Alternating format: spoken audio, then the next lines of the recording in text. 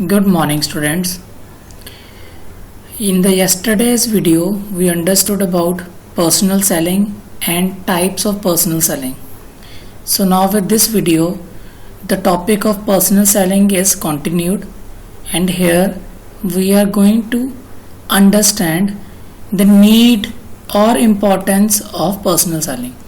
तो आज इस वीडियो से मैं आपको ये बताऊंगा कि पर्सनल सेलिंग क्यों ज़रूरत है, उसकी क्या इम्पोर्टेंस है. तो कुछ पॉइंट्स मैंने यहाँ पे लिखे हैं, एक एक करके इन पॉइंट्स को समझेंगे विच विल डेमोन्स्ट्रेट कि पर्सनल सेलिंग की इम्पोर्टेंस क्यों है. So the first point is requirements of product demonstration. Many times it happens कि हमें प्रोडक्ट की डेमो मीन्स डेमोन्स्ट्रेशन लेनी ज़रूरी होती है, बिकॉज हमें उसका यूज़, उसे कैसे हैंडल करना है, उसकी क्या प्रिकॉशंस है, ये हमें समझनी होती हैं प्रोडक्ट की. और ये जो डेमोन्स्ट्रेशन है ये पर्सनल सेलिंग में ही पॉसिबल है. कोई भी एडवर्टाइजिंग, कोई भी और सेलिंग का मीडियम इस चीज़ में मीन्स डेमोन्स्ट्रेशन में हेल्प नहीं कर सकता.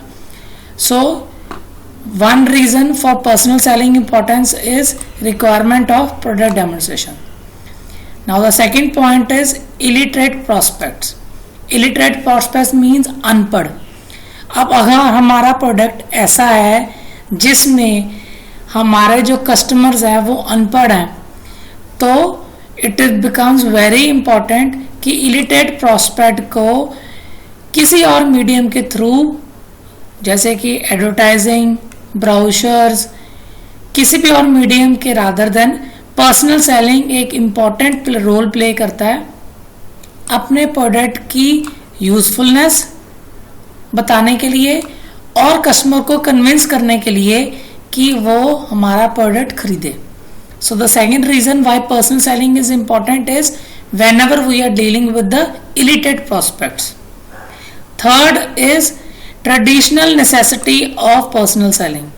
हमारे कुछ ऐसे प्रोडक्ट होते हैं मार्केटिंग में जो ट्रेडिशनली मीन्स पुराने तौर से ही पर्सनल सेलिंग, 1-to-1 या फेस टू फेस सेलिंग के द्वारा ही बेचे जाते हैं. तो उन प्रोडक्ट में भी हमें ज़रूरत होती है पर्सनल सेलिंग की.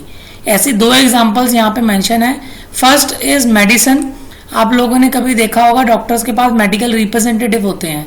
सो all those medical representatives are selling their product personally means with the help of personal selling, क्योंकि यहाँ पे कोई और मीडियम चूज नहीं किया जा सकता. डॉक्टर्स को फार्मास्यूटिकल्स की प्रोडक्ट की नॉलेज एक मेडिकल रिप्रेजेंटेटिव ही देता है. सिमिलरली अगर इंडस्ट्रियल गुड्स होते हैं तो इंडस्ट्रियल गुड्स जिसमें मशीन या मशीन के पार्ट्स आते हैं उसमें भी हमें पर्सनल सेलिंग की ही जरूरत होती है. So third point, traditional necessity of personal selling is required. Okay, now going to the fourth point is emergence of entirely new type of product. अब अगर कोई मार्केट में ऐसा नया प्रोडक्ट आए जो बिल्कुल नया आया है, तो उस प्रोडक्ट की पब्लिसिटी, उस प्रोडक्ट की डिमांड क्रिएशन, सारा कुछ जो देखा जाता है वो पर्सनल सेलिंग के थ्रू ही किया जाता है. एडवर्टाइजिंग या कोई और मीडियम ये रोल अदा नहीं कर सकता. इसलिए पर्सनल सेलिंग इंपॉर्टेंट होती है वहाँ जहाँ पे कोई नया प्रोडक्ट एक मार्केट में लॉन्च होता है. Coming to the fifth point, need to develop relations with the customer.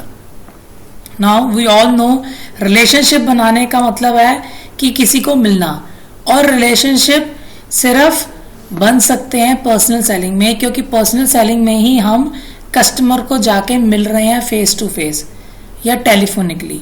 Means हमारा कस्टमर के साथ इंटरेक्शन जिस सबसे बड़े मीडियम में होता है, that medium is personal selling.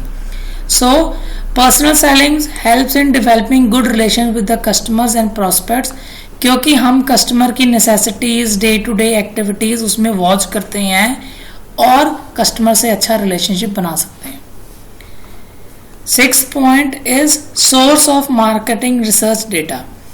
Marketing research means customer की प्रेफरेंस, कंज्यूमर की प्रेफरेंस, मार्केट का ट्रेंड मार्केट में कैसा कंपटीशन चल रहा है, ये हमें कहाँ से पता लग सकता है? जब हम इंटरेक्ट करेंगे customers, prospects, dealers, intermediates, market में जो अवेलेबल हमारे कस्टमर्स हैं, हमारे रिटेलर्स हैं, हमारे प्रॉस्पेक्ट्स हैं, जब उनसे बात करेंगे हम। और मैं पहले बता चुका हूँ पर्सनल सेलिंग ही एक सबसे बड़ा मोड है जिसमें हम बात कर रहे हैं अपने कस्टमर रिटेलर से। सो personal selling helps in taking the research data from the market. Now the seventh point and the last point is to remove misconceptions caused by competitive advertising. हमें पता है आज की डेट में एडवर्टाइजिंग बहुत competitive हो चुकी है। हर कंपनी बहुत एग्रेसिव अपना प्रोडक्ट लॉन्च करती है, अपने प्रोडक्ट अच्छा दिखाएगी और दूसरों के प्रोडक्ट्स या सर्विसेज को गलत करने में, गलत दिखाने में वो कोई भी हेजिटेशन या कोई भी मौका नहीं छोड़ते। इसलिए अगर एडवर्टाइजिंग के थ्रू आपका प्रोडक्ट मार्केट में कुछ गलत शो हो गया, कुछ मिसकंसेप्शन आ गई, तो ये मिसकंसेप्शन आप पर्सनल सेलिंग के द्वारा सबसे अच्छे रिमूव कर सकते हैं। इसकी एग्जांपल हमें पता है कि पीछे मैगी की मिसकंसेप्शन आई थी, मैगी का बहुत ज़्यादा प्रोडक्ट ब्रांडिंग खराब हुआ था। तो if they would have used personal selling as a mode to remove this misconception कि उनका प्रोडक्ट गलत है या सही है, it would have been not that much of उनका ब्रांड खराब होता। Okay, so these are all 7 points which explains the need and importance of personal selling. I hope the points are very much clear to you. They are very much quite understanding. So in case of any query, you can always get in touch with me. Thank you.